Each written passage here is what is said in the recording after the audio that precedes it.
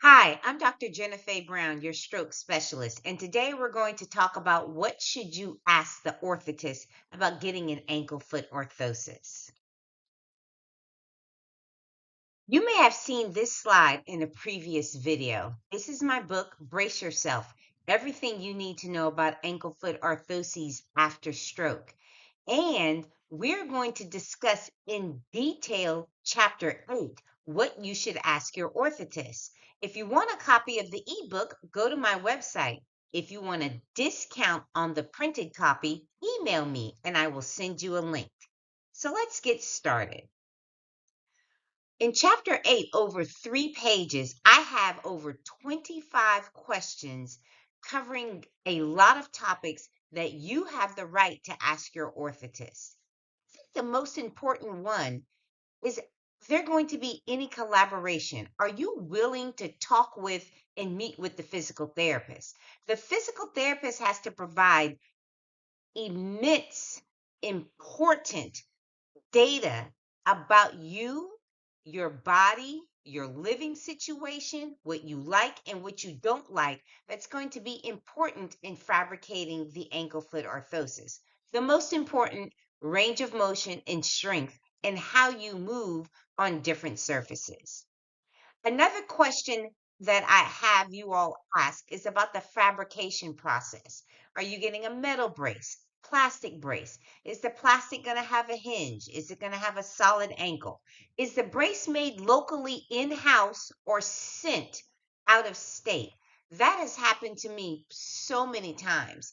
And here in the top picture, I have a client whose foot is just up in the air. How is she supposed to stand up on her heel? The foot only needs to be up in the air when she's swinging it through. The expectation is that her foot is flat on the ground when she's sitting, and her leg or her tibia can move her body forwards and backwards and then move as she goes into standing. How is the fit going to be? Are you going to be able to wear that AFO in just one shoe, or will it fit across multiple shoes serving multiple functions? And then what about the wearing schedule? Are you just supposed to wear it the first time all day or ease into it? And when do you know when to take it off? What about the cost? What if you want some things that's going to cost a little bit more money and the insurance company may not cover it, but it's important to you? Another question is maintenance and cleaning. What happens in the heat of the summer? Will it melt? Will it get gooey and grimy where the adhesives are attached, the straps to the AFO? What happens when it has sweat and it smells? What happens in the cold of winter and you see fine little lines indicating that it's cracking?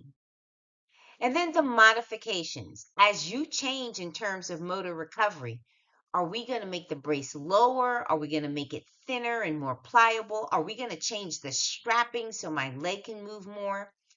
These are just examples of all the questions I ask.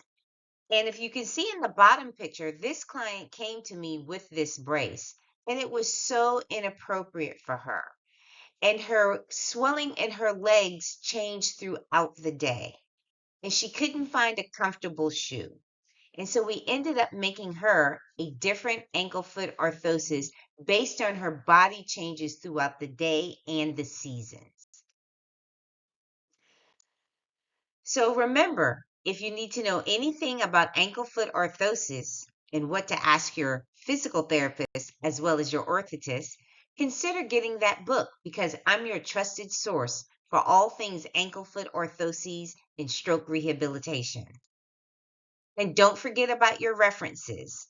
Evidence-based practice makes for the best practice outcome for your health and your recovery from stroke. Thank you for watching this video. I'm Dr. Jennifer V. Brown, your stroke specialist.